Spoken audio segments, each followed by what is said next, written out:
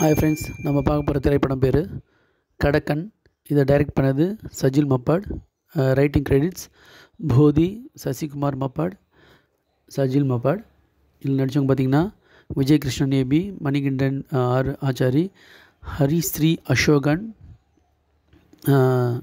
ஜாஃபர் இடுக்கி, Prashanth Madhavan, Pradeep Balan, Manikandan R Achari, Nirmal பழரி, Dinesh Prabhakar, Bipin பெரும்பலி, Sarath சபா, மீனாட்சி ரவீந்திரன், ஃபாஹிஸ் பின் ரஃபி, கீதா இரங்கிதா, நிறைய பேர் நடிச்சிருக்காங்க. இதில் முக்கியமான கேரக்டரில் நம்ம தமிழ் நடிகர் ரஞ்சித் நடிச்சிருக்கார் போலீஸ் ஆஃபீஸராக.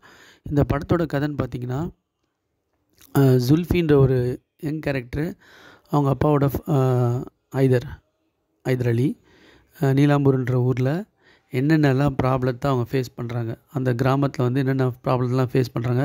இந்த காந்தாரா வந்தோடனே அது மாதிரி ஒரு கிளைமேக்ஸ் அஃபெக்ஷனை க்ரியேட் பண்ணுற மாதிரி இது பண்ணுறாங்க. இவங்களுக்குள்ளே ஒரு ப்ராப்ளம் நடக்கும்போது அதில் போலீஸ் இன்வால்வ் ஆகிடுவார் அந்த கஞ்சா கேஸில்.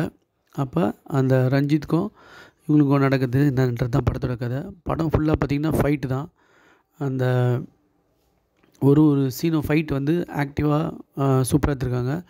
இந்த போலீஸ்க்கும் இவருக்கும் ரொம்ப டஃப் நடக்கும். அந்த சீன்ஸ்லாம் நல்லா இருந்தது.